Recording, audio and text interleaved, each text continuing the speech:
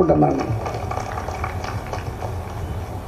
మీకు తెలుసో తెలియదో మీకు కొన్ని ప్రజల గురించి మీకు తెలియదు. గల్ఫ్ కంట్రీలలో గల్ఫ్ దేశాలలో కొన్ని వేల మంది లక్షల మంది మన వాళ్ళు అక్కడ పని కోసం పోతూ ఉంటారు. గల్ఫ్ దేశాల్లో ఇప్పటి వరకు మనం ఒక పూజించడానికి దేవుడు ఉండడు, ఆలయాలు కట్టుకోవడానికి పర్మిషన్ ఉండదు. మీకు తెలుసు ప్రతి ఒక్క వ్యక్తి ఎక్కడో ఆపద వచ్చినప్పుడు అవసరం వచ్చినప్పుడు ఓ దేవుడా అని చెప్పి మనం భారం వేసుకుంటూ ఉంటాం. ప్రశాంతత కోసం దేవాలయానికి మనం పోయే సాంప్రదాయం ఉన్న వాళ్ళం కాబట్టి వాళ్ళ వాళ్ళ మతాల పట్ల వాళ్ళకి ఎట్లా విశ్వాసం ఉండదో మనకు కూడా మన విశ్వాసాలు మనకు ఉంటాయి. దాన్ని అర్థం చేసుకున్న మోడీ దాన్ని అర్థం చేయించిండు. ఆ దేశాల అధిపతులు అర్థం చేయించి గల్ఫ్ కంట్రీలో కూడా ఆ రాజుల్ని 5 ఎకరాల భూమి అడిగి అక్కడ కూడా దేవాలయాన్ని నిర్మించిన చరిత్ర కూడా మన మోడీ గారికి దక్కిందన్న విషయం మీరు మర్చిపోకండి. ఇవి మీకు వినడానికి చిన్న కనబడతాయి, కానీ అది మామూలుది కాదు. గా దేశంలో మనకు ఒక గుడి కట్టడం అనేది. ఇవాళ నరేంద్ర మోడీ గారు ఏదో హిందుత్వ ఫిలాసఫీ చాలా షార్ట్ సైట్ ఉన్నవాళ్ళు, సంకుచితంగా ఆలోచించాలని చెప్పి కొంతమంది అర్థము చేసుకునే వాళ్ళు సంకుచిత వాళ్ళు మాట్లాడారు. కానీ మీకు తెలవాలి, భార్యాభర్తలు పెళ్లి సందర్భంగా మనం 7 చుట్లు ఏమో తిరిగి 7 ముళ్ళు 3 ముళ్ళు వేస్తాం. మనం 3 ముళ్ళు వేస్తాం. మనం అంటే జీవితాంతం భార్యాభర్తలు కలిసి ఉండాలని చెప్పి. కానీ ఇక్కడ ఏ మతం కానీ ఏ గ్రంథం కానీ భార్యాభర్తలు క్షణాల్లో విడిపోయేటువంటి దాన్ని అంగీకరించరు. ఇవాళ త్రిపుల్ తలాక్ పేరిట కొన్ని సంవత్సరాలుగా ముస్లిం మహిళలు ఆ భర్త కోపం వస్తే త్రిపుల్ తలాక్ పేరిట విడాకులు ఇచ్చే సాంప్రదాయం ఉండే. ఈ మోడర్న్ యుగంలో ఈ కంప్యూటర్ యుగంలో మహిళలు 20 ఏళ్ళు ఉన్న తర్వాత పిల్లలు వదిలిపెట్టి భర్తను వదిలిపెట్టి మళ్ళీ భార్య ఎక్కడ ఉంటుంది, ఇదేం మానవత్వం లేని పద్ధతి అని చెప్పి భావించి ఇవాళ ముస్లిం మహిళలకు త్రిపుల్ తలాక్ తీసేసి ముస్లిం మహిళల ఆత్మగౌరవాన్ని ముస్లిం మహిళల జీవితాల్లో ఒక భద్రత నింపినటువంటి వ్యక్తి నరేంద్ర మోడీ గారు. అవునా కాదా మీరు ఒకసారి చెప్పండి. మీరు కాదంటావా? అంటే ఒకవేళ మేము గంత చిన్నవాళ్ళమైతే సంకుచిత వాళ్ళమైతే ఎందుకు చేస్తాం మేము? ఇవాళ సబ్కా సాత్ సబ్కా వికాస్ సబ్కా విశ్వాస్ సబ్కా ప్రయాస్ గా సిద్ధాంతాన్ని తూచా తప్పకుండా అమలు చేస్తున్న వ్యక్తి నరేంద్ర మోడీ గారు. గుర్తుపెట్టుకోండి. ఏం జరిగింది నరేంద్ర మోడీ గారి కాలంలో? మీ హయాంలో ఏం జరిగినాయి నేను అడుగుతున్నా. మీరే కదా ఈ దేశాన్ని 50-55 సంవత్సరాల కాలం పాటు పాలించింది. ఒక ఆయన మనం చెప్తున్నాడు, మోడీ గారు 12 లక్షల కోట్ల రూపాయలు పెద్ద పెద్ద బడాబాబులు ఇవ్వబెడితే బ్యాంకులకు డబ్బులు కట్టినని చెప్పి ఒక ఆయన చెప్తున్నాడు. నేను అడుగుతున్నా, ఈ 12 లక్షల కోట్ల రూపాయల బ్యాంకు రుణాలని ఎవరి గవర్నమెంట్ హయాంలో పొందినా మీకు చెప్పగలుగుతారా? ఒక్క పైసా కూడా నరేంద్ర మోడీ గారి హయాంలో అప్పు తీసుకున్న డబ్బు కాదు. ఆ డబ్బంతా కూడా గత పాలకుల ఏదైనా సందర్భంలో తీసుకున్న తప్ప మరొకటి కాదు.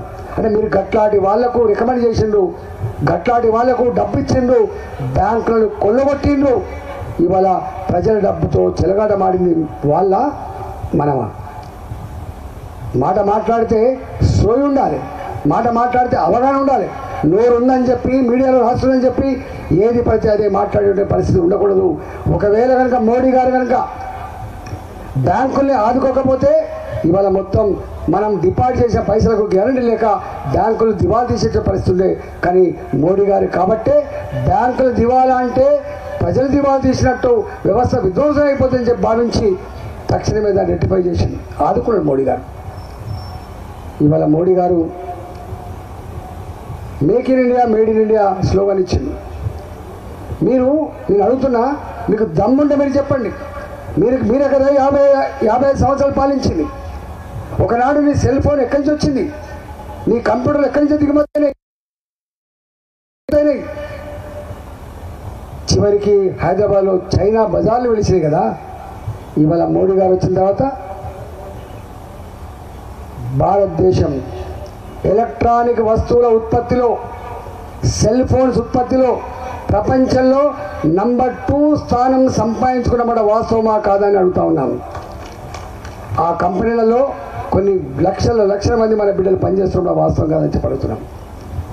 ఇవాళ ఇన్ఫ్రాస్ట్రక్చర్ విషయంలో మోడీ గారు కొత్త పెళ్లి కొడుకు అంటున్న నాయకులారా నేను అడుగుతా ఉన్నా, 2014 వరకు 1947 to 2014 మన దగ్గర ఉన్నటువంటి నేషనల్ హైవేస్ ఎంతెంత, ఈ 10 సంవత్సరాల కాలంలో కట్టినటువంటి వేసిన రోడ్లు ఎంత చెప్పగలవా? మీకు దమ్ముందా?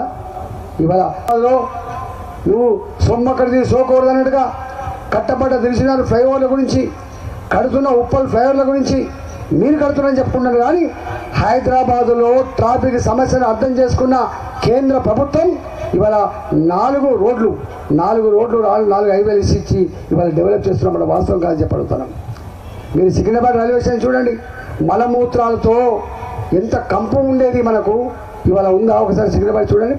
ఒకనాడు 5 కోట్లు ఇచ్చి 10 కోట్లు ఇచ్చి సున్నం వేసి రిపేర్ చేసేది. కానీ ఆనాడు నిజాం కాలంలో బ్రిటిష్ కాలంలో కట్టబడ్డ బంగ్లాలు తప్ప ఒక్కటి కూడా బాగుపడలే. ఇవాళ మోడీ గారు వచ్చిన తర్వాత ఈ ఒక్క హైదరాబాదులో కాచిగూడ రైల్వే స్టేషన్ 400 కోట్లు ఇచ్చి, 350 కోట్ల రూపాయలు నాంపల్లి రైల్వే స్టేషన్కి ఇచ్చి, 600 కోట్ల రూపాయలు సికింద్రాబాద్ రైల్వే స్టేషన్కి ఇచ్చి అభివృద్ధి చేస్తున్నమాట. నీ కళ్ళ కనపడదా అని చెప్పి అడుగుతున్నా. మోడీ గారు ఏం చేసిన? గిచ్చేసాడు మోడీ గారు. చెర్లపల్లిలో టర్మినల్ డెవలప్మెంట్ కోసం, ఇవాళ మెట్రో రైలు తిరగడం కోసం కావచ్చు, రేపు యాదగిరి గుట్టకు కావచ్చు, ఇతర ప్రాంతాలకు కావచ్చు, ఇవాళ అర్బన్ రైలు సిస్టమ్ కూడా కేంద్ర ప్రభుత్వం వేసిన విషయం మీరు మర్చిపోకండి. వీళ్ళ ముఖాలకి కేంద్రం కనుక పర్ క్యాపిటల్ ఇన్కమ్ పంపకపోతే గ్రామ పంచాయతీలో పనిచేసే సిబ్బంది కూడా జీతభత్యాలు లేవు, నా మున్సిపాలిటీలో పనిచేసే వాళ్ళకు కూడా జీతభత్యాలు లేవు. ఇవాళ నువ్వు అనుకుంటున్నావు ఊళ్ళలో పెట్టే చెట్లు కావచ్చు, పట్టణంలో పెరిగే చెట్లు కావచ్చు, ఇవాళ వెలిగే బల్బులు కావచ్చు, కట్టే బంగ్లాలు కావచ్చు, వేస్తున్న సిమెంట్ రోడ్లు కావచ్చు, కట్టే మొరులు కావచ్చు, ఇవన్నీ మనం కట్టిన కేంద్ర ప్రభుత్వ డబ్బులతో వస్తున్నాయి తప్ప ఈ ప్రభుత్వం చేసేది ఏమి లేదనే విషయం మర్చిపోకండి. ఇవాళ ఇక్కడ రేవంత్ రెడ్డి ప్రభుత్వం ఎన్ని గ్యారంటీ ఇచ్చింది? తెలంగాణ ఆడబిడ్డలారా నాకు ఓటు వేయండి, తెల్లారే ముఖ్యమంత్రి అవుతా, ఆ తెల్లారి సంతకం పెడతా, నెలకు టెన్షన్గా 2,500 రూపాయలు ఇస్తా అని చెప్పింది. నేను అడుగుతా ఉన్నా, ఇక్కడ అనేక మంది మహిళలు 100 రోజులు దాటిపోయి 4 నెలలు అవుతుంది, ఒక్క మహిళకైనా 2,500 రూపాయలు ఇవాళ ఇచ్చిండా అని చెప్పి అడుగుతున్నాం. 2,000 రూపాయల పెన్షన్ 4,000 రూపాయలు ఇస్తా అని చెప్పిండు.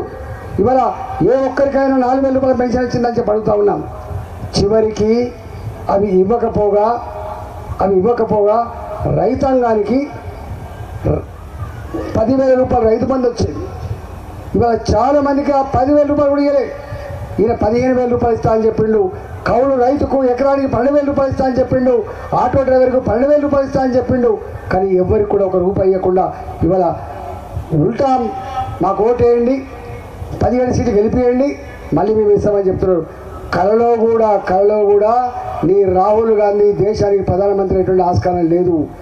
తలకాయ కిందికి పెట్టి కాళ్ళు పైకి పెట్టినా నీ పార్టీ ఇప్పటికి ఉన్న సీట్లు 40 సీట్లు మాత్రమే ఉంటే 35 వస్తాయా? రేపు 45 వస్తాయి తప్ప ఈ దేశానికి మోడీ తప్ప ఎవరు కనుసూపు మేరలో ఒక ప్రధానమంత్రి అయ్యేటువంటి ఆస్కారం లేదు అంటున్నారు.